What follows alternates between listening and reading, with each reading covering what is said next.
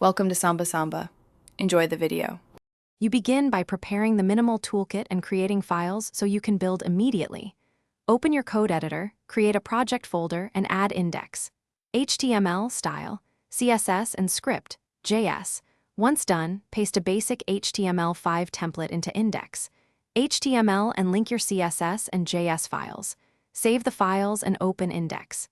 HTML in a browser to confirm the blank page loads. This first step gets you into a live edit loop. Make sure to save and refresh as you change structure. Now build the page structure and visual rules so content makes sense and looks good. You add semantic elements, header, nav, main, sections, and footer, because assistive tech and SEO appreciate them. Next, style with CSS. Set a base font, use Flex or Grid for layout, and add responsive breakpoints for 321,200 px widths. Once styling is stable, write small Java script routines for interactive bits like a mobile menu or simple form validation. And test behaviors. Finish by preparing the site for real users and resolving remaining problems.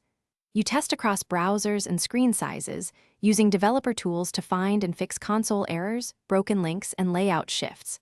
Then optimize assets, compress images, minify CSS/JS, and enable caching so load times improve.